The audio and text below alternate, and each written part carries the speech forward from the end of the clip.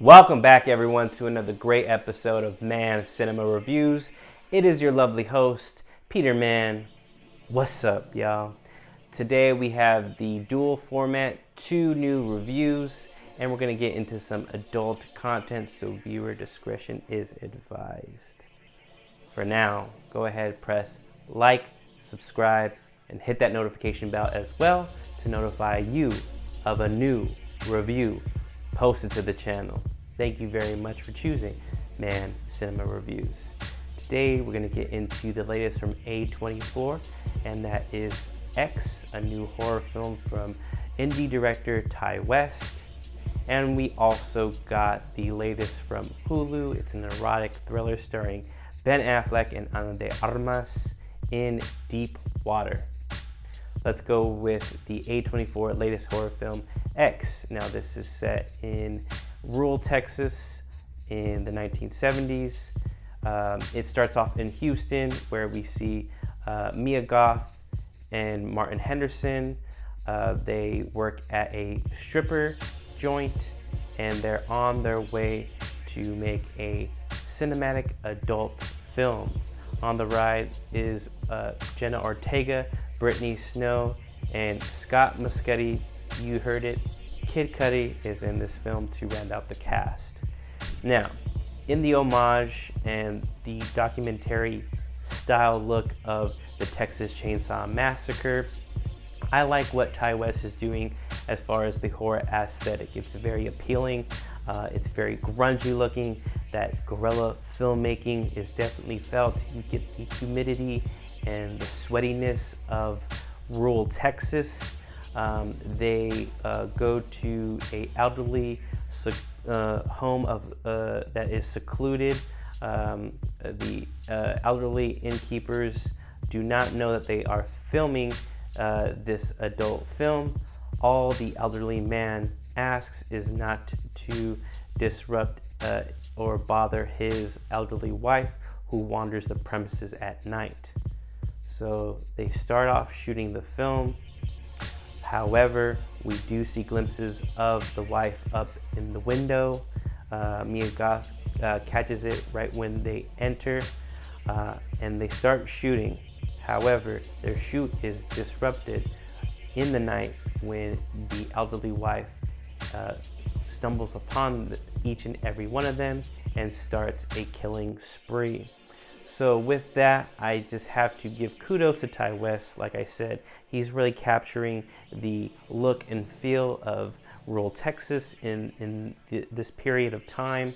And he's got the look down as far as costume and hairstyling is concerned. I do like the needle drops. The soundtrack is great. I think that the cast is doing wonders. Like I said, it is firing on all cylinders as A24 does. This is a production company that has that edge, it has that vibe, it just knows what it's doing at all times. However, I did feel like the scares were not as earned as I thought they were going to be. They kind of felt underwhelming to me. However, visually, aesthetically, it is very appeasing, and I like what Ty West is setting up in his kind of Texas universe that he has going on. Is actually going to be followed up with a prequel called Pearl that is centered around Mia Goth's character. It's going to give basically her origin story. So again, with that sleuthing that I did, I felt like there's something that is beautifully being set up here by Ty West. It feels like he's got his own series that is bubbling up underneath the surface, and I really want to see what he does with it. I really hope that he keeps his uptick, because I really like the trajectory that he has going for X. With everything, like I said, as far as the scare is concerned, I felt kind of standard, not heavy-handed. The gore is definitely bloody, red. You definitely feel just how sweaty and grueling this film is towards the end of the film, where a lot of the action is taking place. I do just really like the homage overall of the Texas Chainsaw Massacre, and that is what is capturing beautifully. So with that, I do give Ty West kudos, and I really want to see what he sets up with. I hope that he keeps this trajectory at an uptick, like I said, and it's not squandered going forward. So I really look forward to this prequel that he has going with Mia Goth, which seems like a muse going forward. I think that this is a winner, and I will commend it with a strong 4-star review. Aesthetically, it's killing it in the horror genre.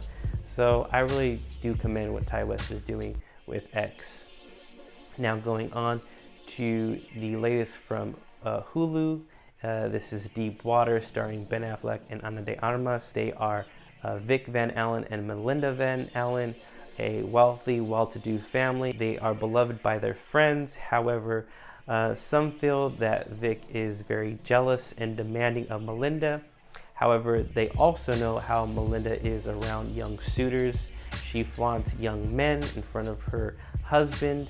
So there is little rumblings and little rumors going around of how a lot of her friends do end up missing, and one is currently missing. An investigation is going forward into finding one of her best friends. This is setting up an erotic thriller.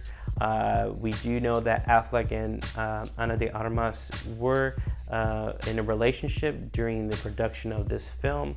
However, with the delays due to the pandemic, and this being director Adrian Lynn's first film since 2002's Unfaithful, nearly 2 decades we have been waiting for a new erotic thriller from Adrian Lynn. He usually brings on the goods. He knows how infidelity sells, sex sells, especially back in the day, but we don't really get a lot of these adult erotic thrillers nowadays. So I do commend Adrian Lynn coming back and spicing up the genre, if you will. However, I felt like the film was very stale and stagnant as far as the material. I think that this could have used a rewrite somehow. I know this is co-written by Sam Levinson, who's having a hell of a year with the 2 seasons of Euphoria. I love his trajectory. I love that Sam Levinson and Adrian Lynn come together in Deep Water, and you think that this is a pairing that's just a match made in heaven. However, I feel like this is dated. I think that this would have been a great release in between director's 1997 Lolita, which really underperformed at the box office and saw only exclusivity on HBO. And he comes back with Unfaithful, which gets Diane Lane a Best Actress nomination. She does not win, but I feel that Richard Gere was robbed of a nomination that year as well. Them two just work wonders in that film, and I really did like his last film. This would have been just nestled in between those 2 releases, and I think it would have made sense. I feel like this film is nearly 2 decades too late. If it was released in that time period, I do see that it could have been like Bruce Willis and Jessica Alba starring in the film at that time. I think you would have saw a little bit more intrigue, and I just feel like Ana de Armas and Ben Affleck do what they can, but this film just has a lot of plot holes in it, and it's very cringy to see just the thematic material. Call me vanilla, but I really do not like Ana de Armas just flaunting all these young men in front of Ben Affleck, who's just really seething and just really heated, but he has to keep all his emotions bottled up, not to be suspicious when a lot of her suitors go and end up missing. So you know that there is infidelity in the marriage. You know that he may be causing the death of these young suitors, and it seems like a lot of their friends know what's going on behind closed doors. They are, they all do suspect Melinda cheating on Affleck's character, but Affleck doesn't really seem to be trying to save the relationship or be loving or showing affection or just being interested in fixing his marriage. You do see him being a devout and involved father with a young daughter that they have, and it just it just bothers me to see that the turmoil and the deceit and the lies, and just, if these two characters are not happy, just get a divorce. I mean, you guys are well off. I don't get the whole scenario of how you could be one and done. Maybe there wasn't a prenup. Oh well, bounce back, Affleck. I mean, as far as his character is concerned, bounce back. Save your, not just your marriage, but just the relationship that you have. You guys could be co-parenting this young, flourishing daughter. She's very smart and cute as a whip, but I feel like this film just does a disservice to these characters. You really don't want to see them in these scenarios, and the way that she flaunts all these young men in front of Affleck, it's just, it's really not fair, I guess. I really thought that this was going to be a sexy time film, and I really was looking forward to watching this with my wife, but neither of us really could gel with what's going on screen, and it does come off as cringy than seductive, or, you know, sexually alluding, or any captivating as well. It just seems kind of boring, and we're going through the motions. You kind of see it not ending well, so it's very predictable as well. And by the end of it, it just feels like a erotic thriller that just missed its mark, and it could have been released 2 decades prior. I really see that the honest, earnest effort being put forward by Adrian Lin. I just really think that this might have been just a waste of time, just finally releasing it in 2022. This is not a great follow-up to Unfaithful, and unfortunately, Mann Cinema Reviews gives this film just a lonely 1-star review. I did have high hopes for this film. Again, Ana de Armas and Ben Affleck, it just seemed like a home run. But to me, it's just meandering, and it just doesn't, it's not believable. It almost comes off as a satire. Hell, Lil Rel is in here, and I felt like I laughed more than I was seduced, or, you know, felt any eroticism in this film. It almost played as a comedy, and I guess I'd rather see it in that light than the seriousness that it should have had. With that, I say, hey, if you want to kill time, watch Deepwater, or just watch something a little bit more sexier next time. Thank you very much for choosing Mann Cinema Reviews. Look forward to a new review with my son and the latest from Pixar's Turning Red.